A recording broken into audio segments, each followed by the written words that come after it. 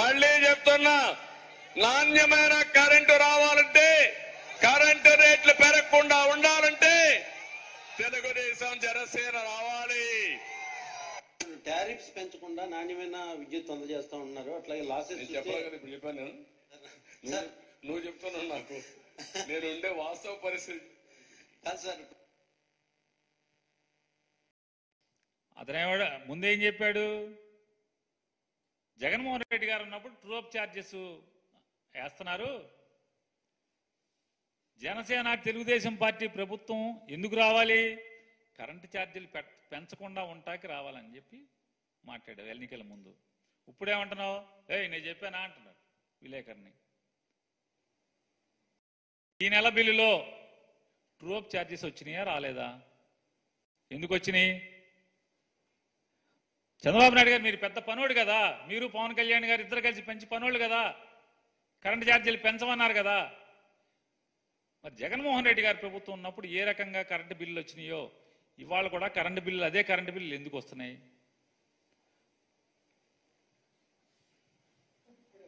నిర్మాణానికి అమరావతిని నిర్మించలేదు. ఈ రోజు మీరు మొత్తం విజిట్ చేశారు కదా సార్, అప్రాక్సిమేట్లీ దీని నిర్మాణానికి ఎంత ఖర్చు అవుతుంది, మీరు ఎన్ని రోజుల్లో చేస్తారు? ఇప్పుడు నిన్ను అడగాలి, నేను క్వశ్చన్ విలేకరుని అడగాలంట. నిన్ను నేను నియమిస్తే నువ్వు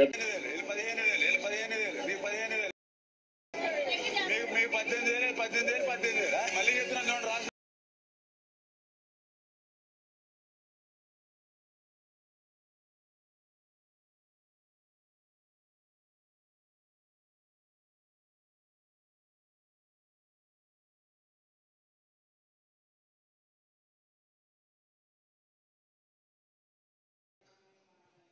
విన్నారు కదా ఆయన చెప్తున్నాడు, 15,000 15,000 15,000 15,000 15,000 మామూలుగా హోల్సేల్ మార్కెట్లో పిలుస్తూ ఉంటారు.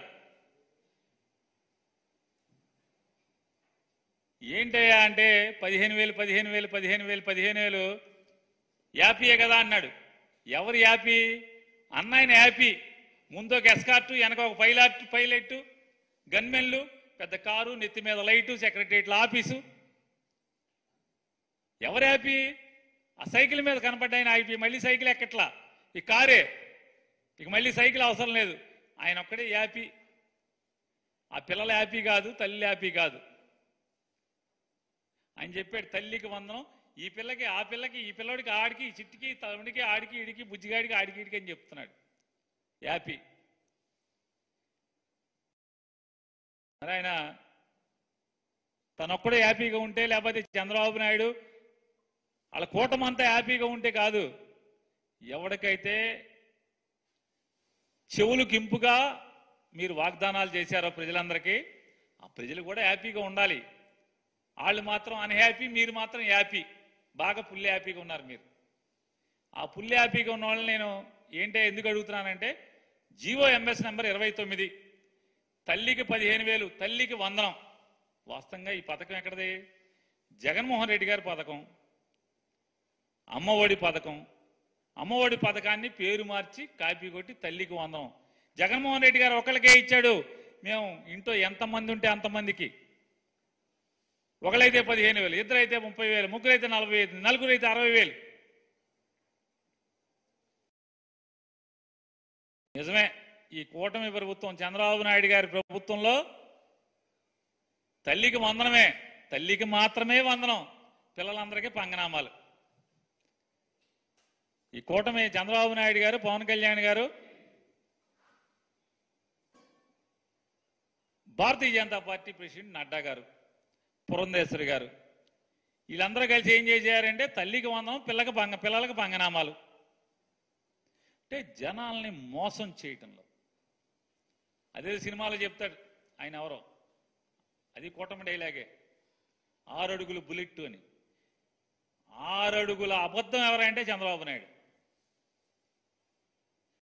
6 అడుగుల అబద్ధం నడిచి వస్తే ఎట్టా ఉంటుందో చంద్రబాబు గారు నడిచి వస్తే అంతే సేమ్ మనకు కనపడుతుంది కదా. 2014 మేనిఫెస్టో, 2024 మేనిఫెస్టో. ఏ మేనిఫెస్టో చూసుకుని ఏముంది? అంతా మోసం, దగ.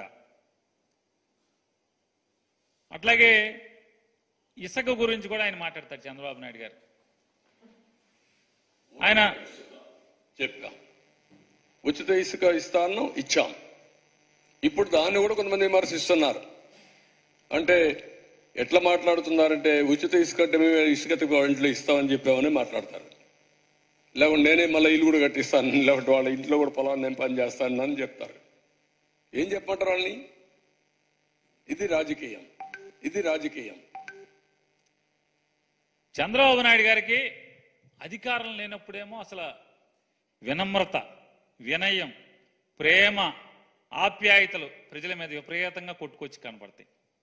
కురిపించేస్తాడు, అసలు మామూలుగా ముంచేస్తాడు. అధికారం రాగానే ఈ రకమైనటువంటి బలుపు మాటలు ఎక్సెక్కాలి, ఈ రకమైనటువంటి ఈసడింపు మాటలు. ఉచిత ఇసుక అంటే దాని అర్థం ఏంటి? నదికి వెళ్ళి ఎవరు కావాలంటే వాళ్ళు ఉచితంగా పట్టుకుపోవాలి, అంతే కదా. ఫ్రీగా ఇవ్వాలి కదా. ఆ ట్రాన్స్పోర్ట్ ఆడు ఏం తెచ్చుకుంటే దాంట్లో పట్టుకుపోతాడు. మరి ఫ్రీ అంటే ఏంటి? ఈ ఆంధ్రప్రదేశ్ రాష్ట్రం యొక్క మైనింగ్ శాఖ మంత్రి నోటి ద్వారా వచ్చిన మాట 290 టన్నుకి 290 నుంచి 1330 రూపాయల వరకు ఒక్కొక్క రీచ్ని బట్టి మేము రేటు పెట్టాం. ఉచితం, ఉచితం అంటారు, డబ్బులు కట్టమంటారు.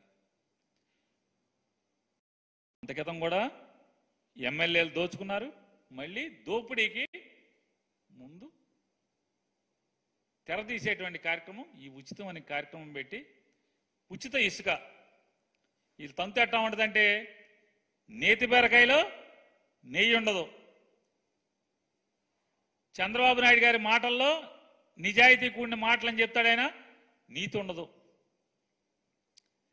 వీళ్ళ ఉచిత ఇసుకలో ఉచితం ఉండదు, వీళ్ళ ఫ్రీ ఇసుకలో ఫ్రీ ఉండదు, డబ్బులు కట్టాలి.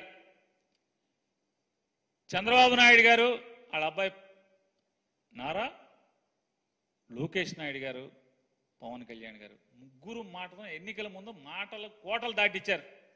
ఇవాళ ఎవరు మాట్లాడట్లా, సమాధానం చెప్పరు. ఈ జీవో ఏంటని ప్రశ్నిస్తే మాట్లాడేవాళ్ళు లేరు. ఏంటండి పిల్లల ఇంట్లో పాట పాడారు కదా, నీకు 15 నీకు 15 నీకు 15 నీకు 15 అని. ఇవాళ ఏంటి జీవో ఏంటి? తల్లికి ఒక్కళ్ళకే అన్నారు, ఇన్ని షరతులు పెట్టారు. జగన్మోహన్ రెడ్డి గారిని విమర్శించారు. అటెండెన్స్ కావాలన్నారు 75%, రేషన్ కార్డు కావాలన్నారు, ఆధార్ కార్డు కావాలి, ఇవన్నీ అడుగుతున్నాడు. మేమేమి షరతులు పెట్టాం, ఇంట్లో ఎంతమంది పిల్లలు బడికి వెళ్తే అంతమందికి తలో 15,000 ఇస్తామని చెప్పాను, ఆ రోజు చెప్పారు. మరి ఇవాళ మీరేం చెప్పారు జీవోలో? జగన్మోహన్ రెడ్డి గారు చెప్పినట్టే 75% అటెండెన్స్ కావాలని మీరు అడుగుతున్నారుగా, ఓటు కార్డు కావాలని అదనంగా అడుగుతున్నారుగా, రేషన్ కార్డు కావాలంటున్నారుగా, మీరు కూడా ఆధార్ కార్డు అడుగుతున్నారుగా. మరి ఇవన్నీ ఎందుకు? ఇన్ని షరతులు కావాలా అన్నారు. మేము ఒక పిల్లోడికి అండి ఎంతమంది పిల్లలు ఉంటే అంతమందికి ఇస్తామని చెప్పారు, పాట పాడారు. ఇవాళేమో ఎన్ని లేవు తూచి అని చెప్తున్నారు. ఇవాళ సంపద సృష్టిస్తామని చెప్పి చంద్రబాబు నాయుడు గారు అనేక మార్లు మాట్లాడాడు. నేను సంపద సృష్టిస్తాను, సంపద సృష్టిస్తానని. 2019లో ఈయన సృష్టించినటువంటి సంపద ఎక్కడ ఉందో ఎతికితే ఎక్కడ కనపడలా. అప్పులు బొక్కలు తప్పితే ఎక్కడ సంపద లేదు. మళ్ళీ ఇప్పుడు ఏంటయ్యా అంటే అప్పులు సృష్టించడంలో, సంపదలు సృష్టించడం దేవుడెరుగు, అప్పులు సృష్టించడంలో దేశంలోనే మొదటి రాష్ట్రంగా చంద్రబాబు నాయుడు గారు నిలబెడుతున్నాడు ఆంధ్రప్రదేశ్ రాష్ట్రాన్ని.